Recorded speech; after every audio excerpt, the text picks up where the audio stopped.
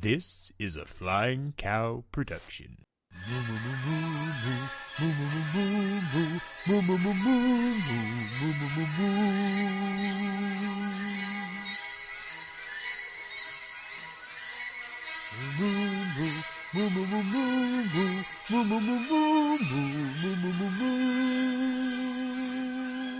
Well, hello and welcome back to the Flying Cow here on YouTube, doing the Flying Cow live stream, doing all sorts of fun things. For anybody that for some reason doesn't know, I am the Flying Cow himself, Clay Johnson, and here with me today, my guest is the good boy himself.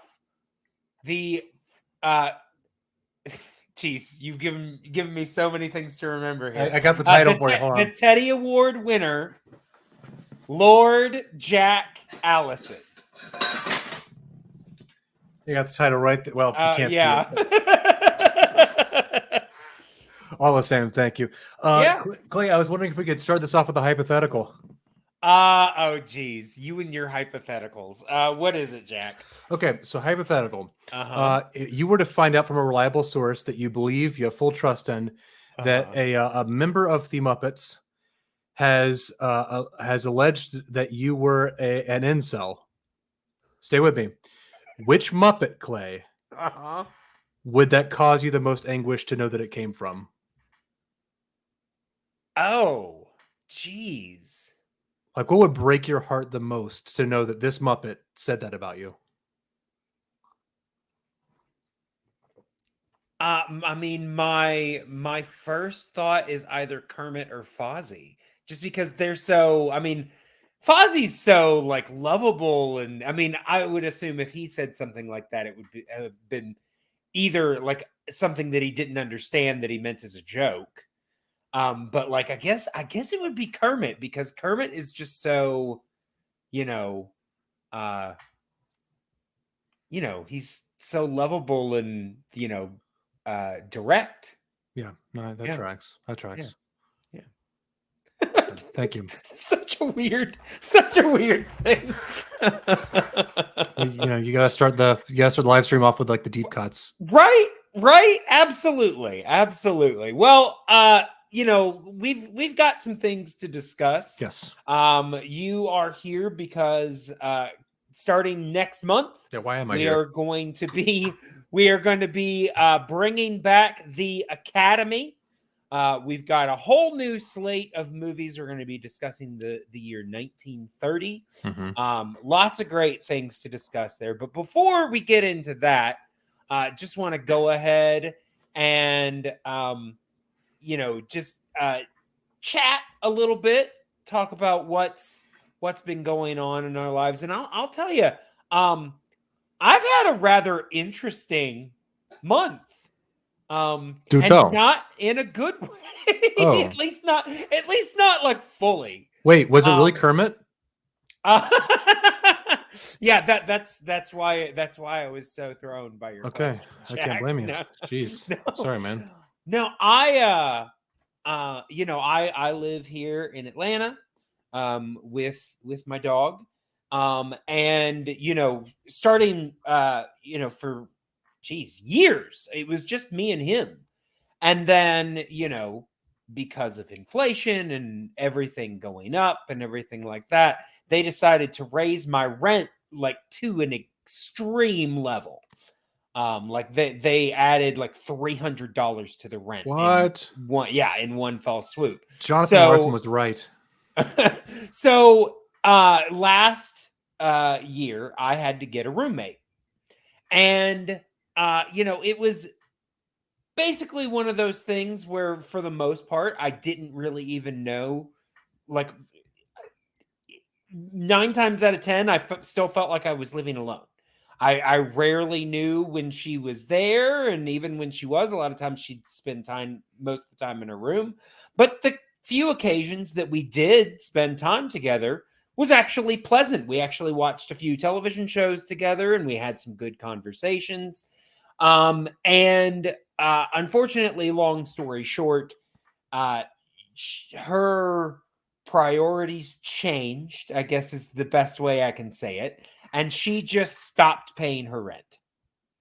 And I even tried to help her get a new job and all of this kind of stuff. Well, she was certain that something else was going to happen, but she had no proof that it was going to happen. And basically, while I was trying to help her get a new job, she just decided she was going to leave. What? Oh, yeah, and that was in the middle of this month.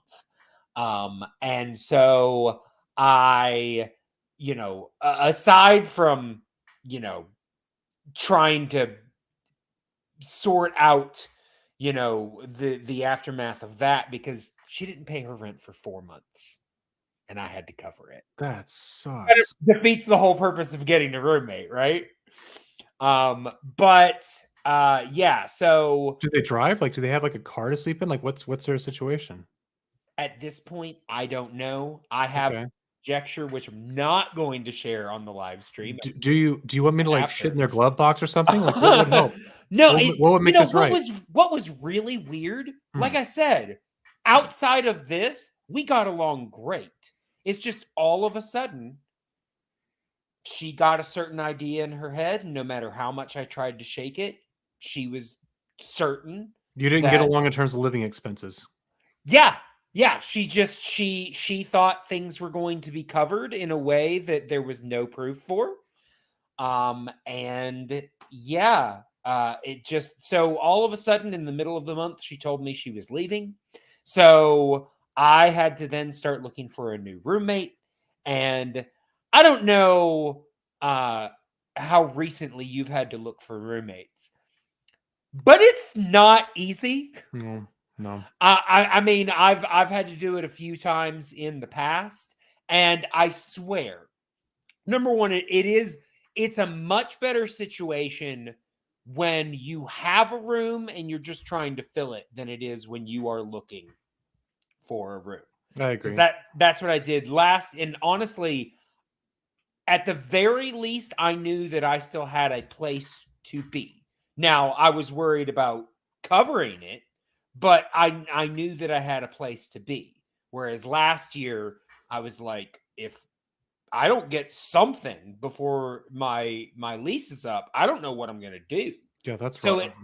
At least this was better. But I swear, it makes no sense. For some reason, they always wait till no matter what you put, no matter how open and available you make the situation, they wait till the very last minute to for anything lasting to happen.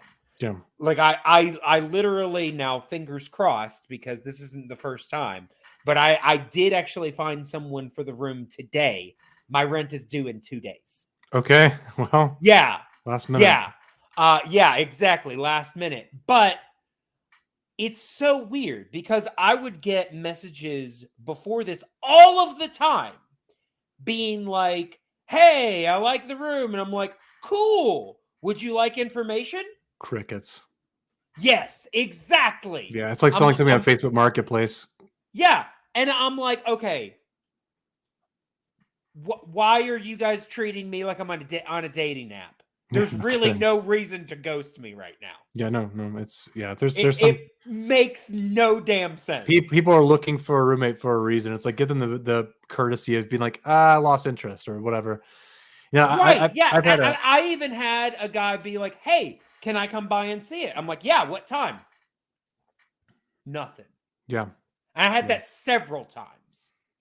And I'm just like, I don't get people's mindset of, I mean, there were definitely one or two that, I was like, hey, talking with, and then they realized, hey, this won't work. And they would tell me, hey, this won't work. And I'm like, cool. Yeah. I appreciate it. And I would always say, thank you for letting me know. Sure. Because for some reason, that is a miracle. I mean, on the flip side, at least to your point, like on the flip side, if like these people aren't communicating that well, that's probably a good sign that you're dodging a bullet. I mean, in the long run, it doesn't help now, obviously, but It's like if you have a shitty. Am I allowed to curse in this live stream? Yeah, it's fine. Cool. Yeah. If you have like a shitty communication, like from the get go, it's like it's probably not gonna get much better when you actually commit to having to live there, and you obviously don't want to have this situation you're going through right now happen with your previous roommate. Right. So right. Well, and here's the thing, she left, and then I actually technically had another roommate in the interim. Yeah. I had a guy who, now, number one, he was, sending me a bunch of messages late at night. So that probably should have, I don't know. I mean, that sounds hot. But like, he was asking if he could come see the thing at like 9:00 at night. And I was just like, you know what? I really need to find someone. I'm like, if you can get here within such and such time, come on. So he comes, and I could tell that he was definitely desperate for a room, but he seemed, nice enough that, he was really wanting to make stuff work. He was living in hotels. I having a job that I spend a lot of weekends in hotels, I know that is not a sustainable living situation. So I'm like, cool. Yeah. And, we had a discussion, and I was like, okay, this is going to be fine. I even let him stay there that night because like he was just going to go back and rent a new hotel. So I was like, just stay here for the night. This way you see how it goes. Still text me like a couple of sweet nothings and we're all good. Yeah. So, the next day, he cleans up the room. I think everything's looking great or whatever. And I was actually on my way out of town. So I took my dog to a sitter. And when I get back, he comes and sits down and is like, so this is the first time I've lived in an apartment. It's very noisy. My anxiety can't take it. I don't think I can be here alone. You said that, or they did? He did. Oh, okay. And like I said, I was just about to go out of town. Okay, that's yeah, I mean, spending more time with him, I realized, okay, this guy's got an undiagnosed anxiety disorder. He needs to see somebody. This, he needs help. Unfortunately, I was not the person to help him. I wish him well. I really hope that, because, his next stop was a hotel. And I asked him, I was like, is it any better there? He goes, no, not really. And I'm just like, okay. I mean, sometimes that's just a mental thing, but yeah. So like I said, that was like a night, which, like I said, I felt really bad for him. But at the same time, here I was thinking that in the middle of the month, here I was thinking everything's covered, everything's good. And now I got to start all over again looking for somebody. I'm sorry, man. Yeah, that's lousy.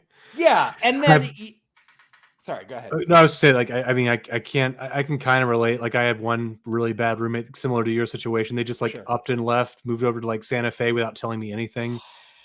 Turns out they like sold their guitar and bought a car, and to get there, they didn't have a whole lot of money. Yeah. And like, they were a musician. Like they like their girlfriend like committed suicide, like after like drug addiction. And he moved over to Santa Fe. They were mad at me because they were really upset that I was like dating this like what they called a yuppie scum, and so they were just insulting my partner at the time. Jeez. Yeah, it looked like kind of like Adam Pascal, like actually like a weird looking person, but it wasn't a good relationship. But that's really the only bad one I got. I'm living with my partner right now, and we're if they leave out of the blue, then I'm in really hot water. I was about to say, I think that would be devastating on several levels. Yeah, that wouldn't be stellar. Yeah, but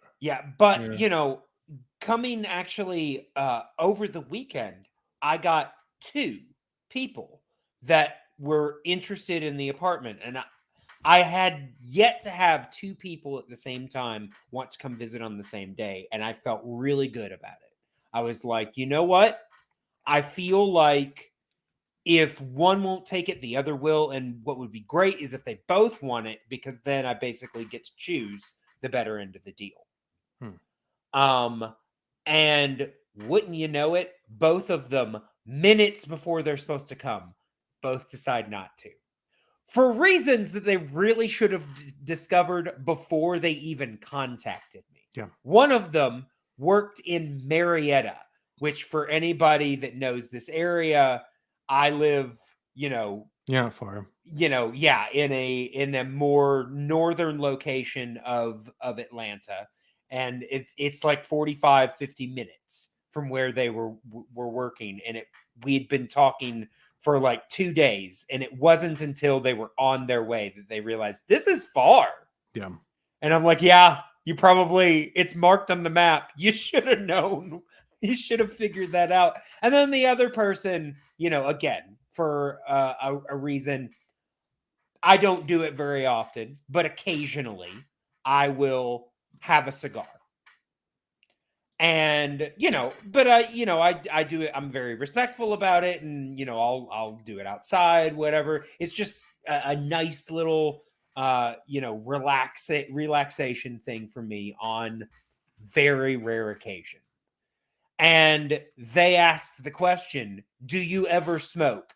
Or they were like, do you smoke inside or outside? And I was just like, on a very rare occasion, I'll have a cigar outside. Sure. And then they were like, oh, I can't do smoke at all. And I was like, you're 5 minutes away. You really should have asked me this. This should have been one of the first questions if it's this big of an issue. But, another, it's one of the things that number one, I know it because of my job. I'm in customers. People don't like to read. And so no matter how much information you put on your profile, they just will not read it. They will ask you about it. Just like a dating app.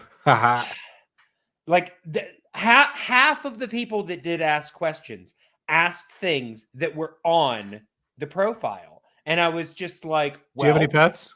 As it says on the profile, this. Yeah. And I would always say, well, just like it says on the listing, it's this. Sure. Like, don't pester me with questions I've already answered, people.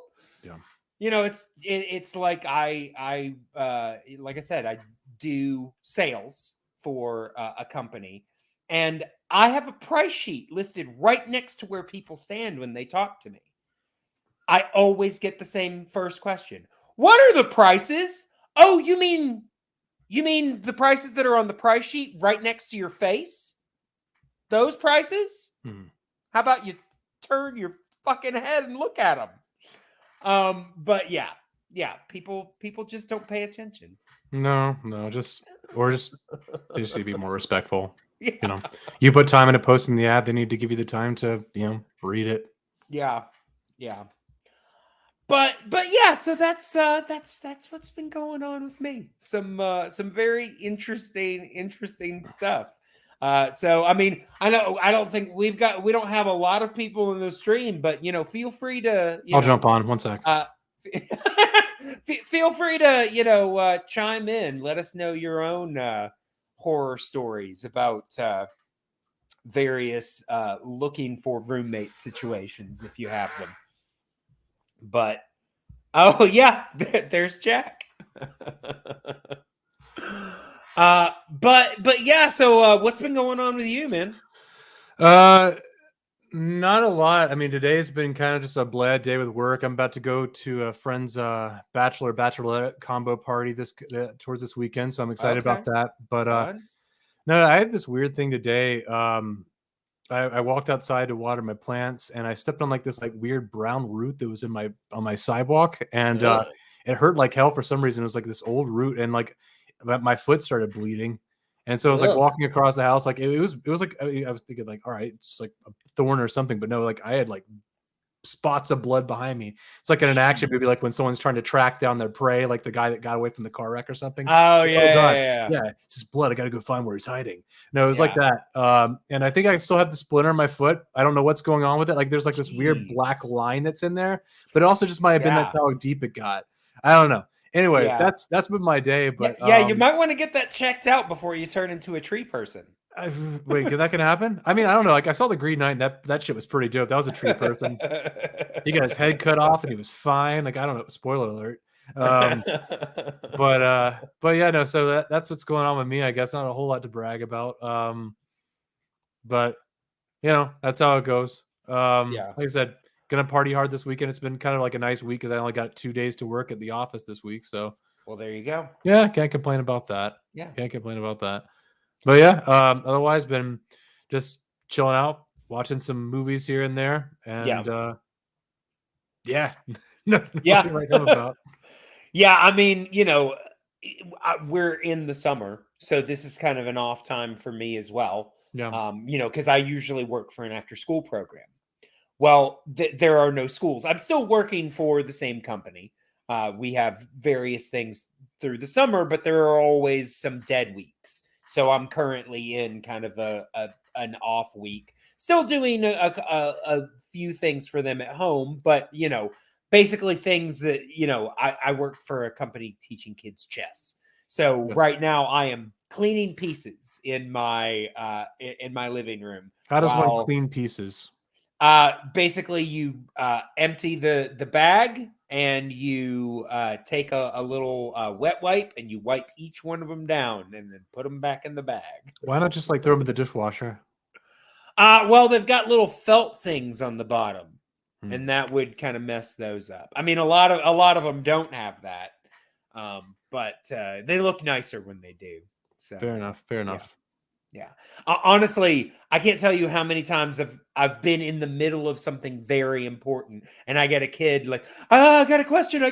I'm like, what is it? This little felt thing fell off, and I'm like, it really doesn't matter. Just keep playing. No, I'd be like, yay, I can dishwash it now.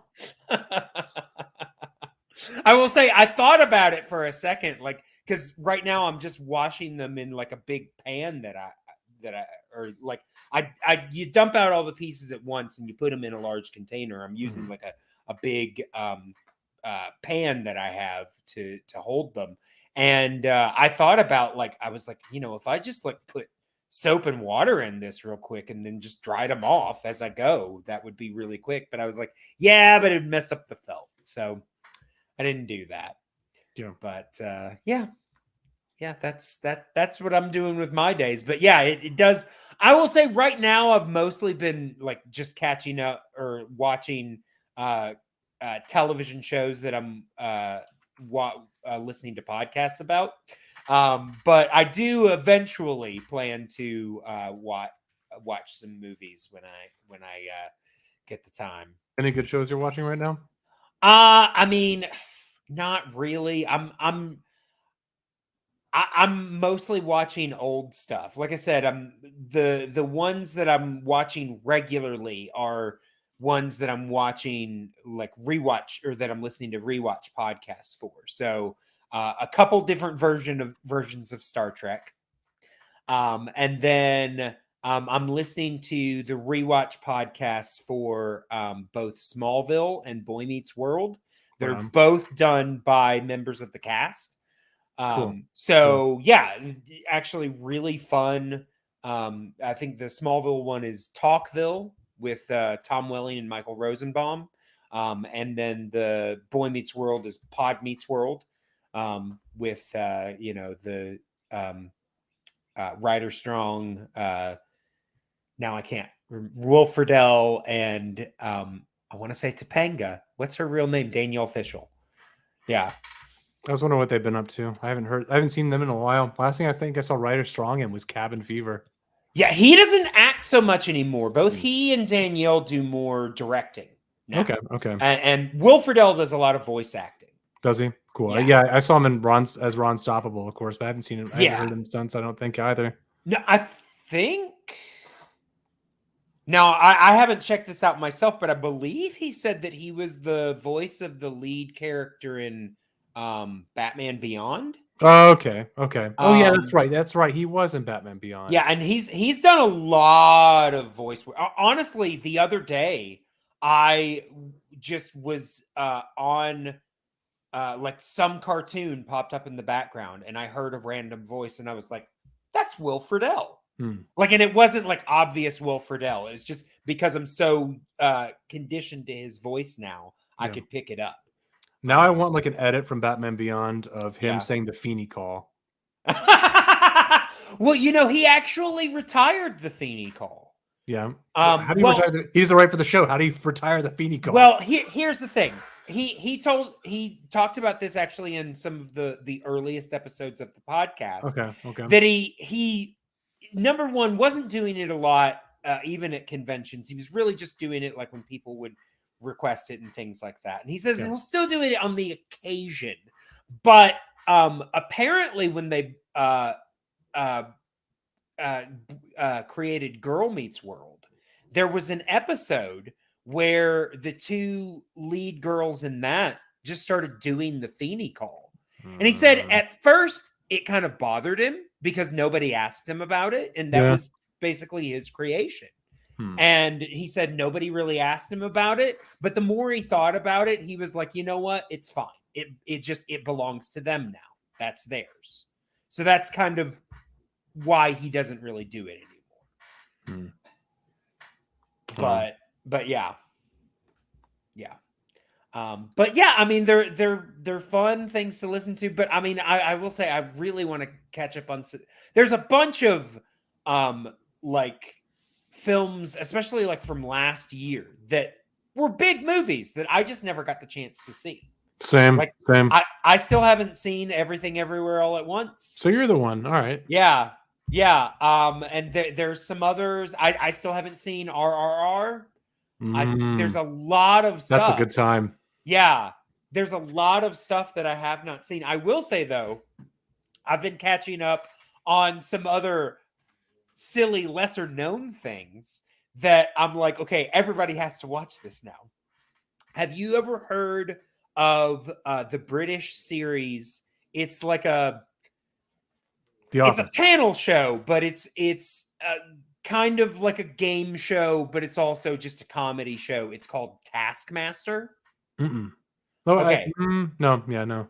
I will say that there was a short-lived American version, but from what I've heard, surprise. Yeah, exactly.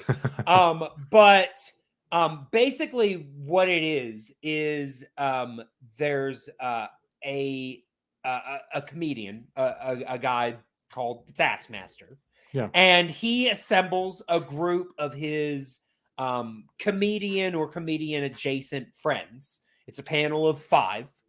And basically, it's the same panel for an entire series, an entire season run, usually anywhere from 6 to 10 episodes.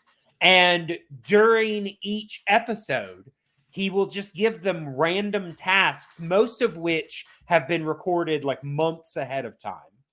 And, you know, then we watch the results. But they're silly things like,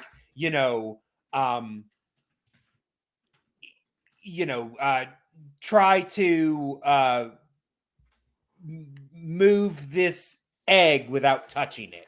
Or, things like that. Like the very first task that they did on the first episode was, in the next room is a watermelon.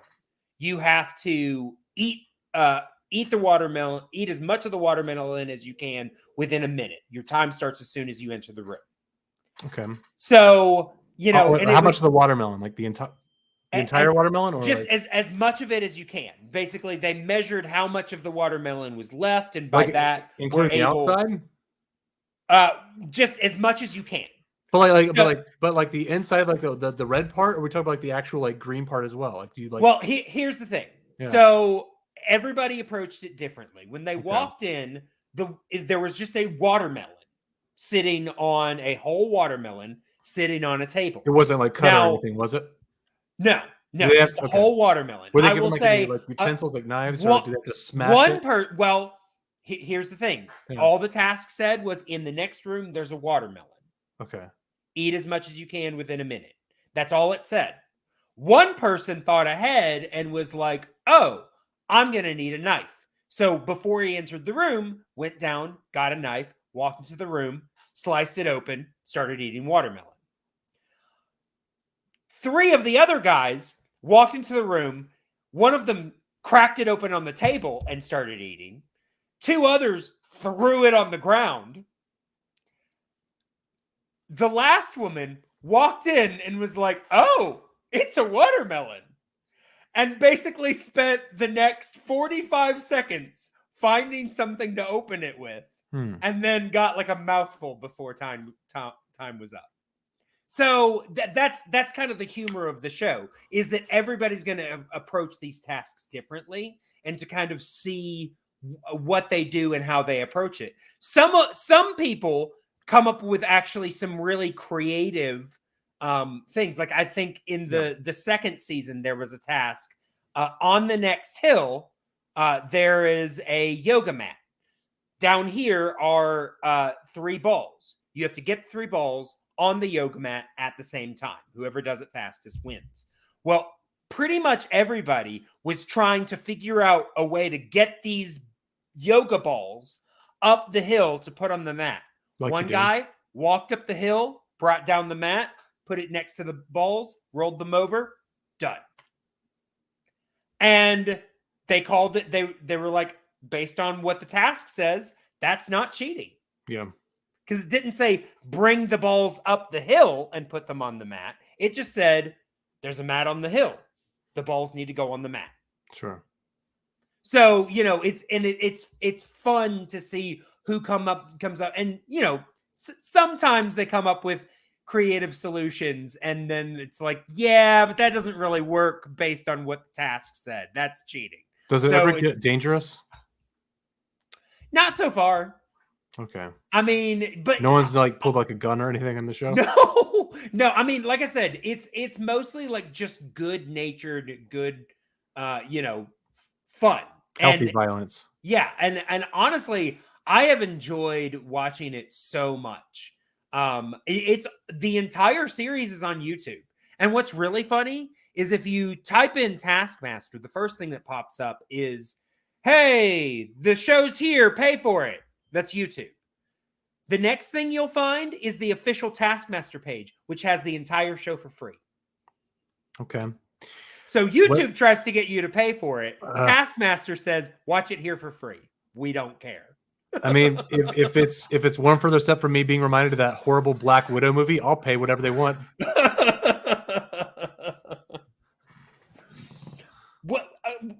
What does Black Widow have to do with YouTube? Taskmaster's the villain in that movie. Oh, that's right. I didn't hate exactly. That movie. No one remembers it. I didn't hate that movie. There were parts of that I liked. I liked a lot of the character stuff, but I mean, yeah. I liked when she fell off the building for like 12 minutes and then landed on her feet. She's Black Widow. Yeah, it worked every time until she died that way. Yeah, that is actually a good point. Yeah. Yeah, that was the first MCU movie that like got me like frustrated in the theater. And then I saw Multiverse of Madness and I was just upset, like actually angry. I was about to say, I've seen you rave about lesser things. Yeah, well, man, like I texted Zip and Adina for my podcast, and I was like, guys, this movie maybe mattered than some of our movies in the podcast did. But geez, yeah. I'm trying to think of like stuff I've been watching recently. Like last night, you ever heard of a movie or seen a movie called Mephisto from the 80s? No, I don't think so. Came out in 81. My fiance's dad gave it to me for Christmas. I finally got around to watching it. Yeah. It's basically you'd actually like it, I think. It's a retelling of like the Faust story. Okay, sure. It is from the perspective of this German actor in Berlin in the 1930s, and basically the idea is like he's selling his soul as the Nazi party is taking over in order to pursue his success. Oh wow! So it's really politically driven. Sure. It's and the lead guy is fantastic. I'm pretty sure there's scenes where he's on cocaine for sure because he's very high energy. Wow. But yeah, the cinematography's cool. Like the film for a 2.5 hour film, it's pretty well paced. Yeah, I liked it a lot. That's probably my most recent watch. Awesome. Yeah. Nice. I mean, most of the movies I've been watching lately have been specifically for podcasts. For work, yeah. Yeah, like I think maybe some like sillier things here and there, like something like that I watched. Oh, I've definitely seen a bunch of the Jurassic Park movies, a bunch being in hotels recently. But as far as like just actually sitting down specifically to watch a movie, I think the last one that I saw was Defending Your Life. That's my favorite Jurassic Park movie. but yeah, I had not ever seen that film, and so it was suggested for the movie list. So that's actually that episode's gonna be released this next month coming up. So we had a really good conversation about that one. So definitely worth checking out. You are muted. Oh, okay. Yeah. Jack is gonna take care of something. He probably doesn't think about the fact that he's leaving me alone on a live stream.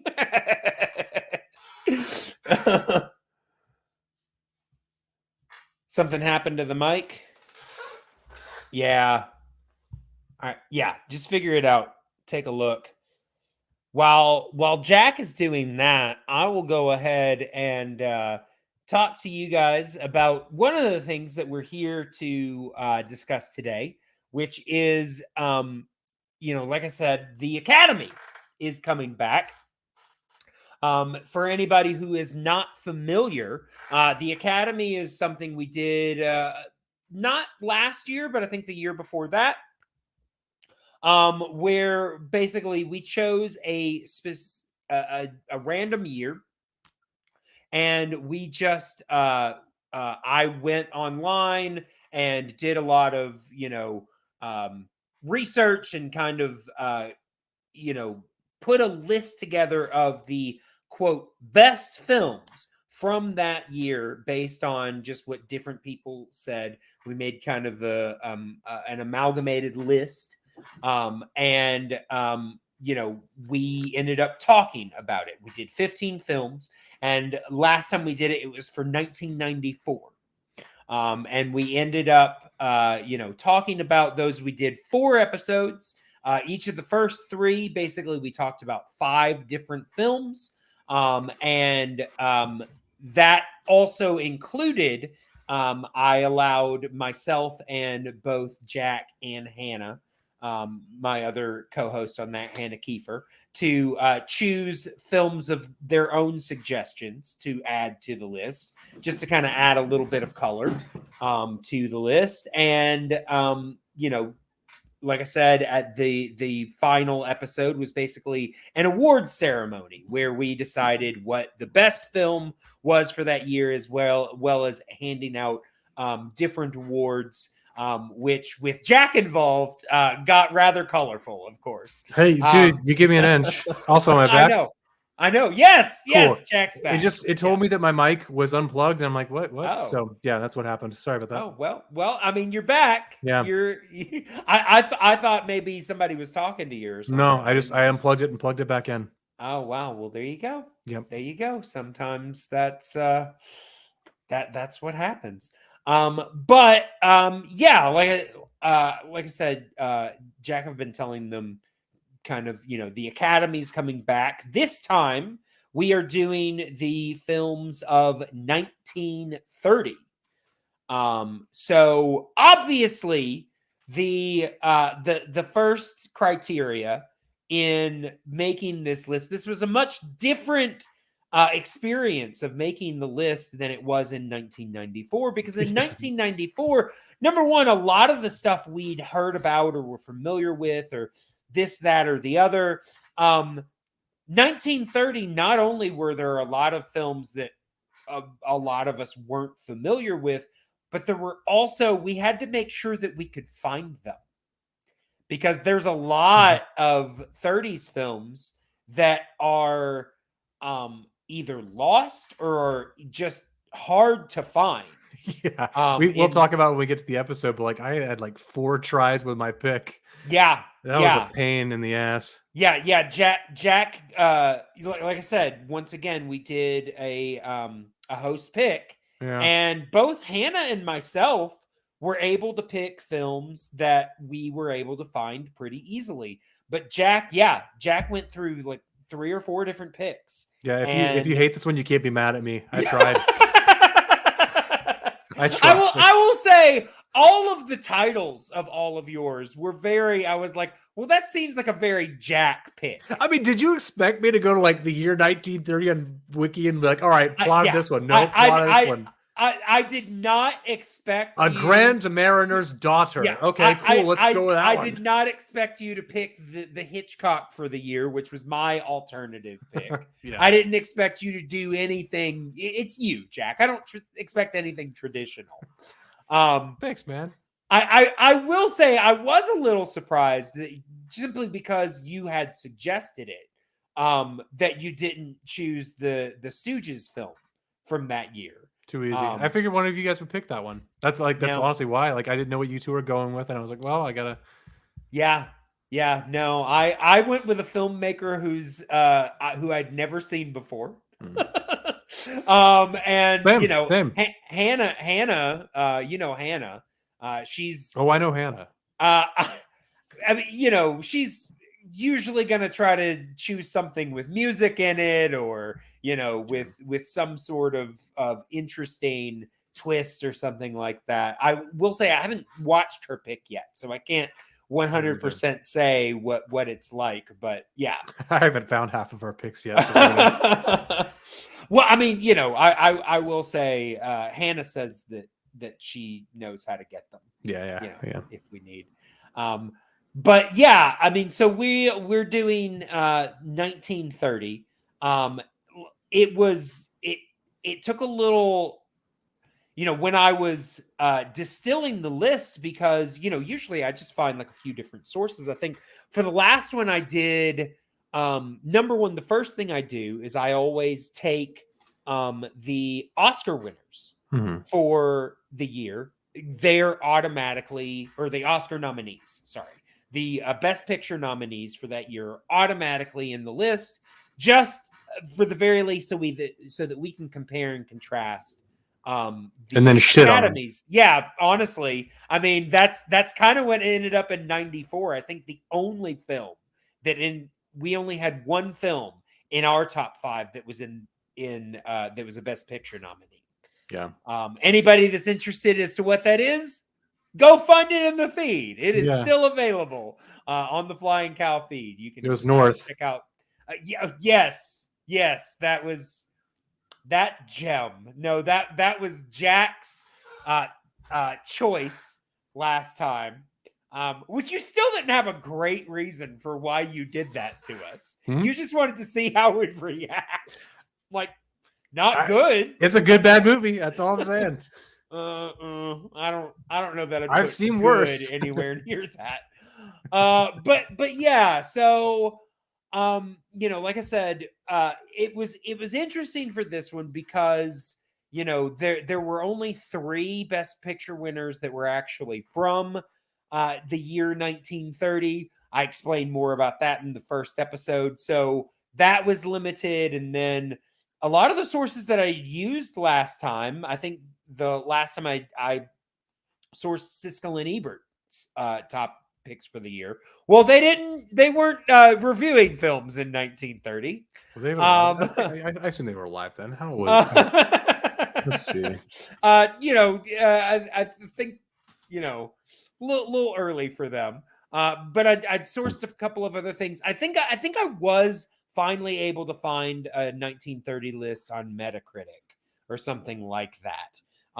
But yeah, the sources were much different. And then, I always reach out to, the critically acclaimed podcast, William Bibiani and Whitney Seibold.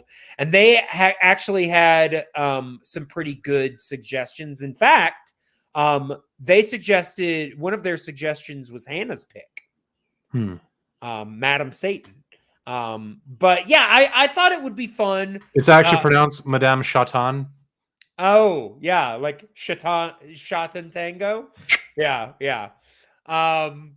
but I thought it would be fun, because like I said, that is going to be debuting. The first episode is going to be debuting this month. It's going to be a summer project. So we will have, it's going to be really hot. Yeah. The first episode will drop next month in June. So June, July, and August, we will be reviewing films. And then in September, we will have our big award ceremony, just like we did last time. So definitely going to be a lot of fun. I hope you guys check it out. But I thought it would be fun to go ahead and just kind of reveal the top 15 films that we are going to be fun. Yeah. I like things that are fun. Right. But yeah, I mean, it's interesting because, unless you're just really versed in 1930s, in the year 1930, these might not be super well known to you. I will say this was interesting because, like I said, 1930 was kind of a slim year for well-known films. I kept thinking of films that I knew came out around this time. And as I would look it up, it was like 29, 31, 32, 29, 31. Like, I thought of 3 films in a row. I'm like, oh, yeah, that's 1930. No, all 3 were 1931. Mm-hmm. And I was just like, man, could have sworn. But yeah, so because I believe 1931 saw the release of both Frankenstein and the original Dracula. Yes, I think, yeah. Yeah, I'm pretty sure. So I know they came out the same year. Yeah. I think it's and those would have been a lot of fun to talk about. Mm-hmm. But did not come out in 1930. They came out in 1931. Didn't M come out that year too? That would have been fun. 31. Oh, okay. Yeah. I know. That's one of my favorite films. A film that I have wanted to watch ever since it was discussed on the critically acclaimed podcast. There's a film that was nominated for Best Picture. It's actually the first comic book adaptation, Skippy. Never heard a film about it's a film about a young boy who's just kind of like a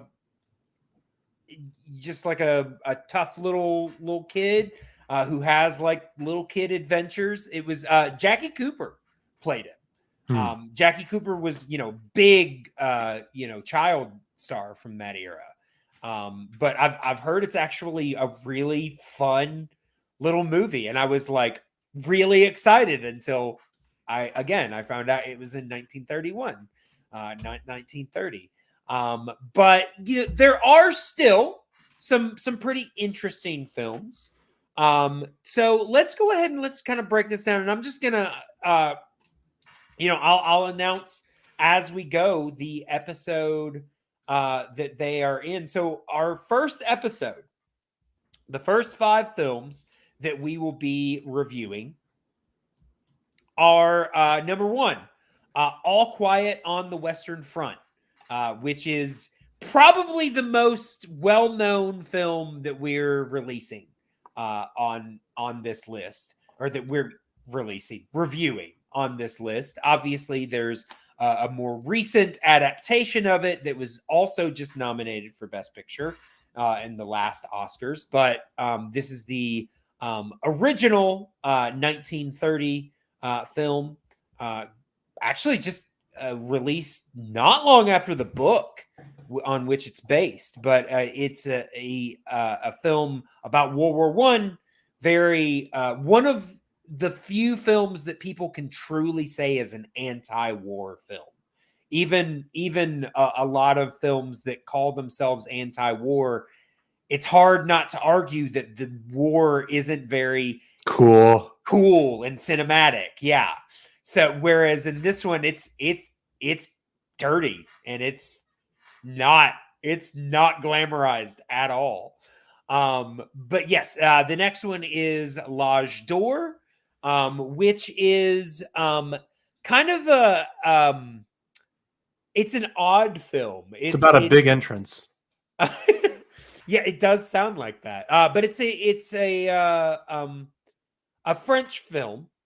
I mean, but it was that's Buñuel, I believe. Yeah, and the Yeah. mustache guy.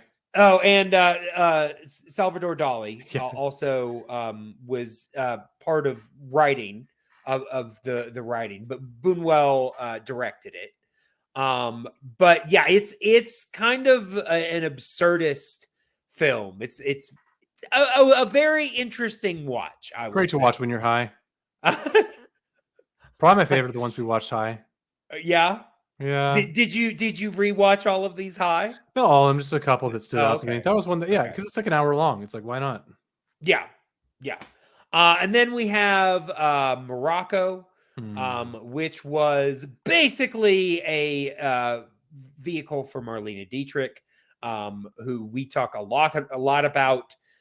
This first episode we've actually already recorded. We haven't recorded any of the rest of them. And then the fourth film is The Big Trail, the first big leading role for John Wayne. Pretty much already in John Wayne cowboy mode. And then the final film of that episode was my pick for this season, and that is the Ernst Lubitsch directed Monte Carlo, which is a fun little musical romp, basically about an heiress who flees a marriage that she doesn't want and goes to live in a casino, and it's fun little rom-com going on. Mm-hmm. Yeah. Then we've got the next film, in our next episode, we have The Divorcee, which was starred Norma Shearer, and haven't seen it yet, so I can't tell you a whole lot about it yet. But I mean, it's about a woman who gets a divorce. I know what happens, but I'm not telling. We're not saying a thing. And then Animal Crackers. In my soup. Obviously, yeah. I will say, I kept thinking that this was a Shirley Temple movie. Yeah. I kept having to remind myself, no, this is not a Shirley Temple movie. This is a Marx Brothers movie. Because of that song, though, I kept thinking, oh, this must be that Shirley Temple movie where she sings that song. No, it's not. Did you know that there's a Shirley Temple movie called Wee Willie Winky? Doesn't surprise me. Yeah, I watched it recently. Yeah. My partner was out of town, and I was like, okay, now I got to bring out the big guns. I had like RRR. I had Mad God, which is a fantastic movie. Mandy, with Nick Cage. Very interesting things about and that. I threw in Willie Winky in the mix, and it got weird, but I wasn't unhappy. Yeah, it's a wild time, man. That and Mad Guy was like a crazy combination. You think I'm joking? I'm not. I don't doubt it with you, Jack. I really don't doubt pretty much anything you say. I yeah, just open your spice cabinet, like eat like an entire bowl of everything you can find in there, and then like watch Wee Willie Winky and Mad God back to back, and wow, you're in for an experience, man. Sounds like a combination there. Yeah. Quite the combination. Hunter S. Thompson would shit his pants. Oh, that would be an interesting trick. But speaking of which, not Shirley Temple movies. Yeah. The next film is Earth, which I know it's a silent film. Don't know a whole lot else about it. After Earth? Yeah. Yeah. Could have been better. The original was better. Yeah. Then we have Anna Christie, which I believe is based on a play. Also an okay sequel. It's either based on a play or it's based on a book. I'm trying to remember. I think that's the one that is. Okay, it's based on a Eugene O'Neill play. But yeah, Yeah, Greta Garbo's in it. I can tell you that. But yeah, let's see. The next film is Jack's pick. The one that Jack finally ended up that we could I forgot. find. Which one Yeah. was it again? Are we allowed to say? The Unholy Three. Oh yeah, that's right. Okay, cool. Which do you remember enough about this to give anybody an idea of what it's about? You'll have to tune in. Well, as far as my reason for picking it, you'll have to tune in. Oh, okay. Yeah, I have no idea what it's about. I just saw the poster and I was like, all right, I'm in. Yeah. Yeah, I mean, I can tell you it's Lon Chaney is in it. Yeah. Again. And I will say one of the things that I love, because 1930 is a very interesting time, because we're only 3 years from the basically advent of talking pictures. So that's the majority of the films on this list are talking pictures, but there are still also some silent films as well. Mm-hmm. But it's also before the production code took was really set in place the way it would be very soon after this. Yeah, the Hays Code. So this is pre-code. We're post the silent heyday, but pre-code. It's a very interesting time for films. You'll learned. Yeah. You're gonna find some very interesting stuff. But I love all of these. A lot of these posters brag about the fact that it's a talking picture. Yeah. So very, very interesting stuff. But yeah, okay. So then the next film, starting with our last episode that will feature our reviews, the next film is The Big House, which was one of the Oscar nominees for 1930. It has basically it's a film about life inside a prison. Yeah, and you guys have no idea how big this house is until you see it. I believe it was a big indictment of the prison system at the time. Basically calling for prison reform. Let's see. The next film is The Blue Angel, which I believe that one is a foreign film. I tried to give all of these groups different different things. So I tried to make sure that they all had a foreign film, tried to make sure they all had a silent film. I think the second group, Earth, is both a silent and technically a foreign film. Because it's a silent film, we don't hear the language, but it was, I think, like a Czech film or something like that. Let's see. The Blue Angel, I think, is a German film. And it's black and white, ironically. Yeah, I mean, pretty much all of these are. Talk about like false advertisement. Yeah. This one also is Marlene Dietrich. And let's see. Also directed by Joseph Sternberg.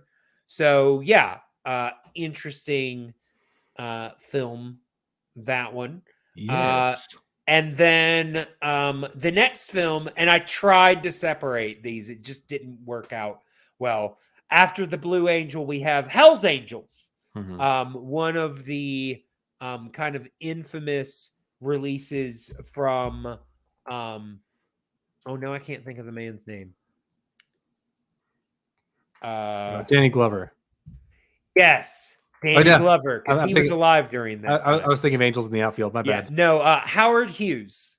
Yes. One of the Howard Hughes films.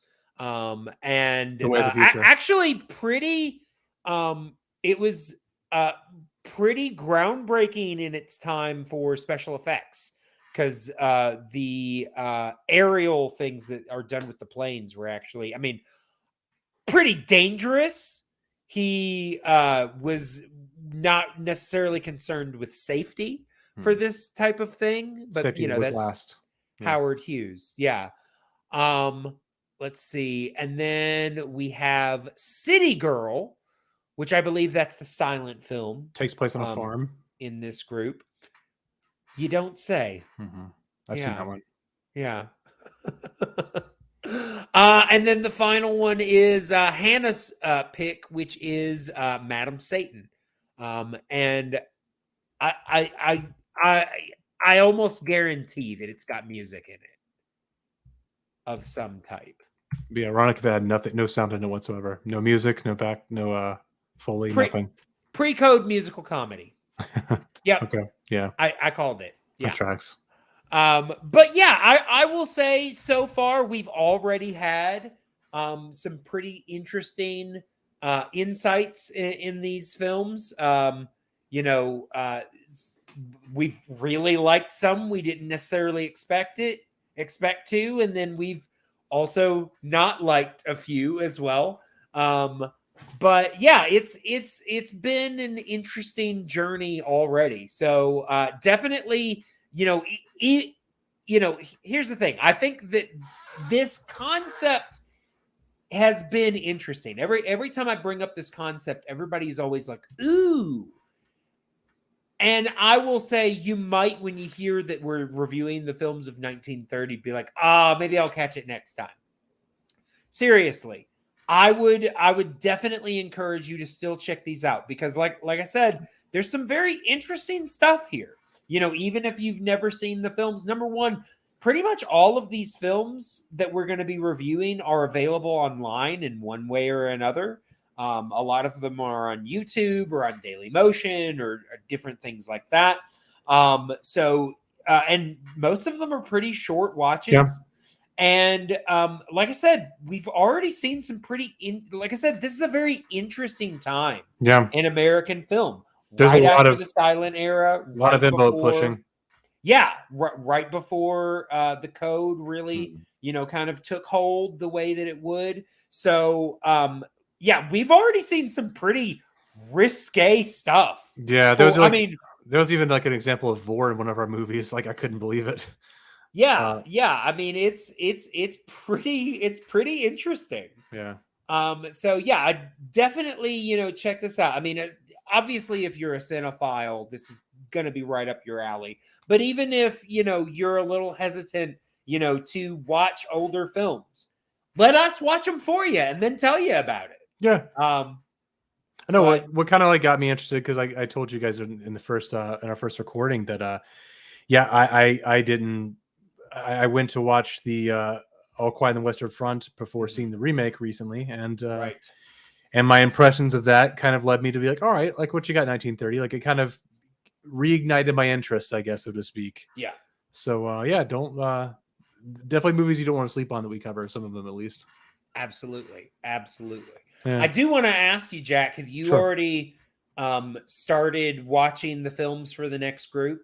A couple. I can't remember. I got the list. I've been kind of like watching them here and there, but I'm probably gonna watch it closer to our recording time. Yeah, I will say I meant to. I mean, that's the thing about looking for a roommate. I get there are very few things that are more stressful for me, and so the longer I went without a roommate, the worse my anxiety was about it. And so I got to the point where I just had a really hard time focusing on other things so I kept telling myself I was going to watch them. And then I would just be like, you know what?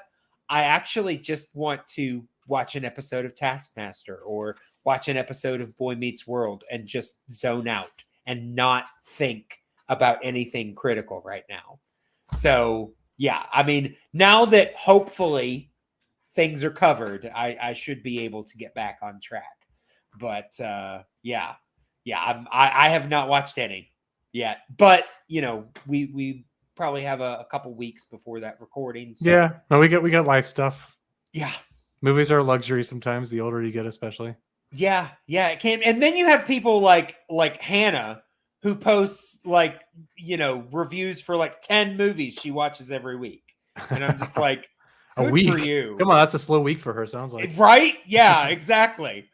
But yeah, I mean, that's why I like doing this with you guys. Mm-hmm. It's a joy. It's a blast, even. Yeah, but I think we're winding down here. But before we call it a show for right now, I want to go ahead. I've been doing something the past for every live stream, so I'm gonna go ahead and keep the ball rolling here with you. Cool. My sister gave me a game for Christmas that I've been using for these. And so I'm going to play it here. It's a game called Color Brain. And basically the idea, and as you can see, it is Disney edition. So basically the idea here is that I'm going to have cards, and we're going to do 5. I'm going to pre-pull 5 cards, and it's going to have a movie and then an item from that movie that it wants you to name the color of. For example, like this top one that I see right here is the film is The Incredibles, and we're looking for one color, and the item is The Incredibles masks. So you would have 10 to 15 seconds to come up with your color. We both, I have some cards. I'd use the cards. But basically, you would say what you think the color is. I would show what I had drawn. And then we, do points based on that. And basically you get however many points you of the colors. So that everything's on the up and up, I am going to show you the colors that are available to choose. Okay, hold on. Let me write this down on my water bill. Okay. Oh, yeah. Let me use something that's not important. I'm not going to pay them after what they did to me last time. Oh, well, there you go. All right. So you can choose the colors pink. Oh, sorry. I'm using a blue highlighter. I'm going to write pink with a blue highlighter. It's going to be great. There you go. All right. So pink. We've got. Wait, pink with a K? Yes. Okay. No, with a C. Okay. Fuck. Or with a Q. Dude, which one is it? Both? All 3. All right. It's pink. QPINKC. Got it. Thank you. All right, and then you've got green. Okay, I know how. Okay. Yeah, with all 3 E's. With a space. Mm-hmm. And then yellow. Okay. With the 7. And a J. Okay. And then you've got blue. Okay. Purple. Hold on, I got to switch to a red pen. Okay. Okay, this is going to be a dyslexic nightmare. Okay. Purple. You've got orange. Orange. It's a lot of colors. That is a lot of colors. That's like 1, 2, 3, 4, 5, almost 7. And I'm not done yet. Holy shit. Brown. Oh my God. Brown. Yep. White.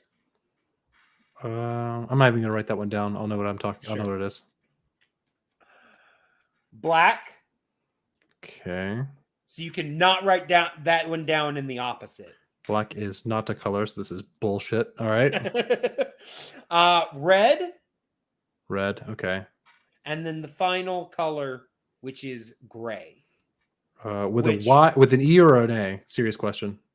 They spell it with an E. Okay. Which I don't think that's how you spell the color gray. Okay. I think I know how this is going to go. All right, cool. All right. Thank you. So those are the colors available. So now you have a choice to make. Do you want to I'm picking gray. I've got 2 bags. Do you want to choose bag number 1 or bag number 2? What's in them? They're both cards for the game. It's basically, this is just the best way to divide. So I've got Okay. bag number one, or bag number 2.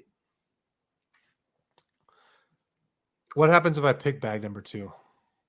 Then we're going to choose 5 cards from that bag. Okay, then 1. Gotcha.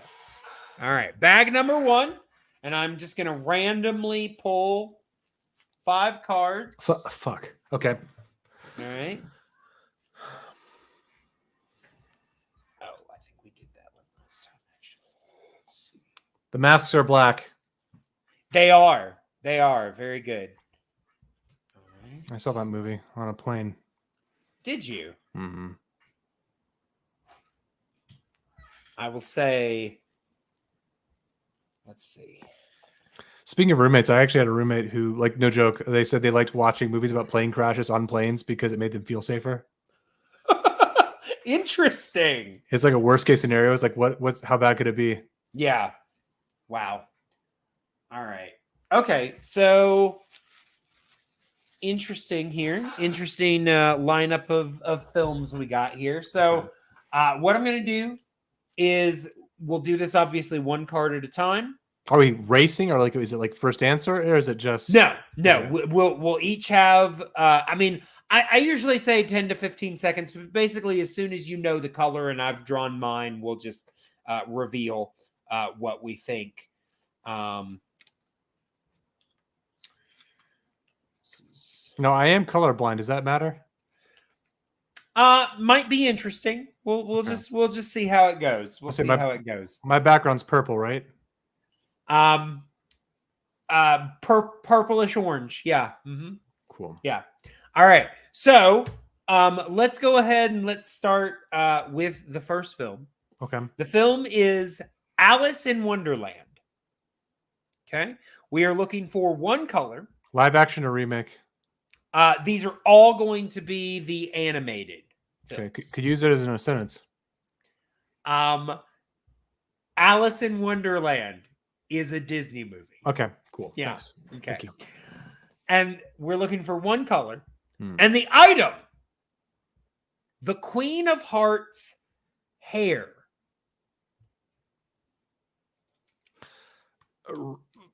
Wait, am I writing this down? I mean, you can write it down, or you can just have it in your head. Okay, a real hair or fake hair? I mean, I would imagine the hair that we see. Wait, doesn't she wear like a wig in that movie? Doesn't it come off? I don't think so. What am I thinking of then? I don't know. Okay, well, I got my answer then. I guess guess. The Queen of Hearts. All right, Okay. You ready? Yeah. All right. I thought it was 1, 2, 3, go. Black. Black. I've got black as well. Let me Okay. see. Let's see what it is. It is indeed black. So we each got a point for that one. All right. Look at me now, Mom. All right. So now moving on to question number 2. This one is 2 colors, so it's worth 2 points. And the question actually, sorry. The movie is Pocahontas. Okay. It's 2 colors. And the item is Miko's fur.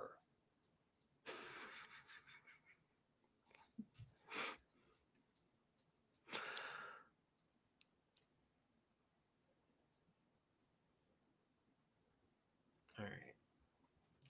I mean, I technically think there's more than 2 colors there, but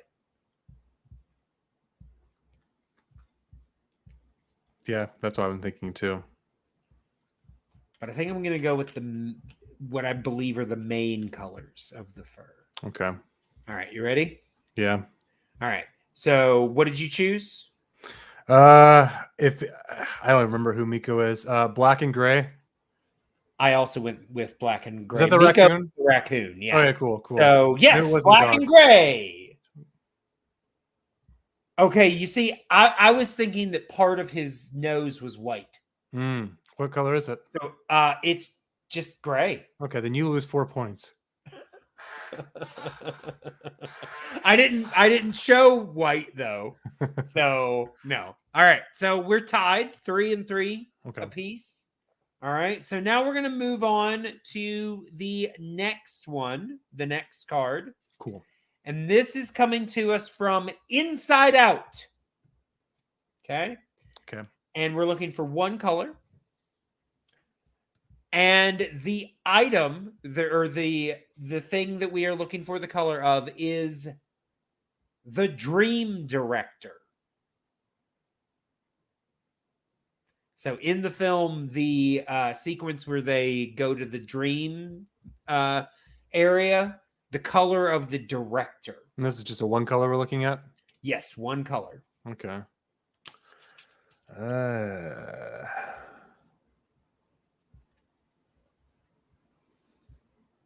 Okay. You ready? Yeah. All right. And what did you say? I picked blue. I picked purple. Okay. So it is purple. Yeah, I don't remember who the dream director was. Yeah, I was gonna say it's a random character. I wasn't even sure I was thinking of the right character. I was thinking my first gut was like the god people from Soul, but I was like, that's not it. Oh, sure. Yeah, I could see how that would. Yeah, because they're very dreamlike. Yeah. All right. So now, so I'm up by one. So we're going now to. Oh, you know what? I think we might have done this one before. Hold on. Yeah, I'm pretty sure we did actually. The masks are still black. I think we did this one last time. So let's. Ooh. Oh, okay. So this is definitely going to throw a wrench in things. The film is The Princess and the Frog. Okay. Okay. We are looking for 3 colors. So it's a possible 3 points.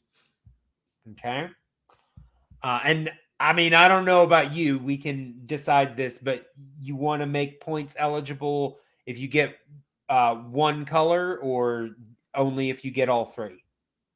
What do you mean? If I pick 3, then I'd lose points, basically? No, like if you pick all 3, you get 3 points. But if you get 2 of the colors right, you still get 2 points. Okay. Or do you want to do that, or do you want to only points if you get all 3? Let's do. I don't know. I dealer's choice. I just made it your choice. Okay. Let's do points for each. Points for each. Okay. Yeah. All right. So 3 possible points. All right. So the item, Dr. Facilier's hat. Okay.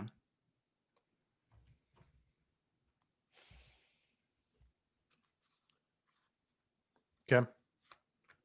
You got it already? Yeah, I think so. All right. I think I'm pretty confident about at least 2 of these, but the last one I'm not sure on. Okay, so what did you say? Black, purple, and yellow. Okay, I said black, purple, and red. So let's see. Okay, we were both 1 off. Okay. Black, white. Actually, you were 2 off. Black, white, and red. Okay. Yeah. Okay. So I get 2 from that. You get 1. Okay. All right. So now we are down to the final question. Okay. And this is coming from Beauty and the Beast. Beauty and the Beast. And this is worth 1 point, 1 color. And the item in question, the wardrobe's eyeshadow.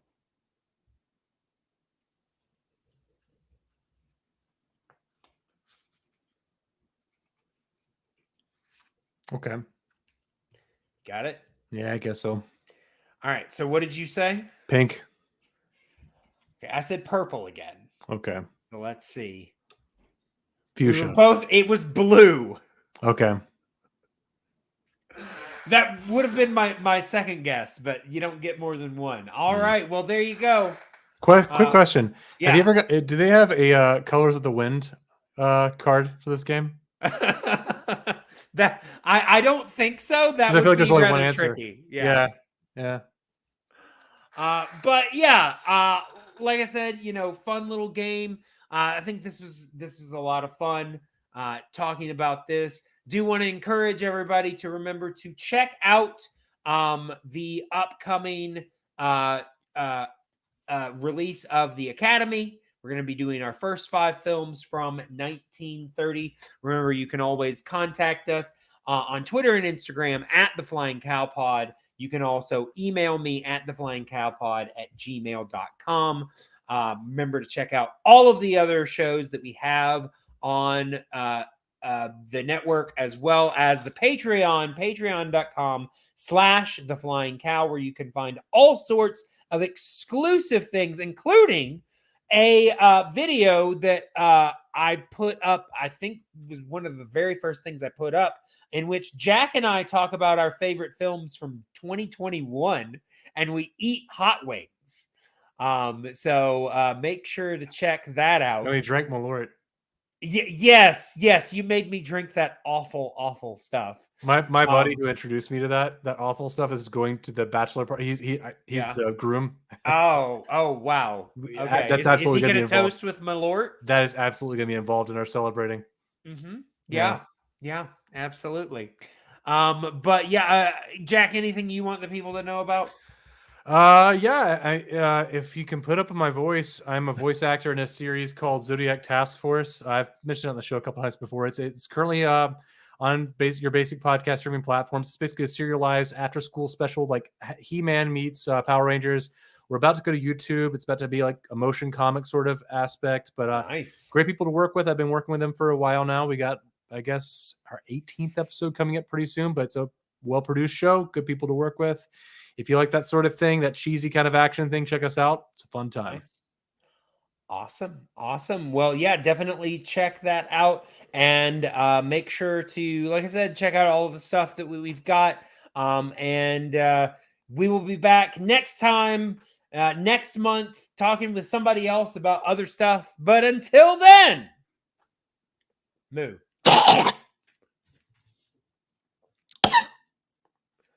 Lovely, Jack. Lovely. That actually hurt a little bit. Yeah.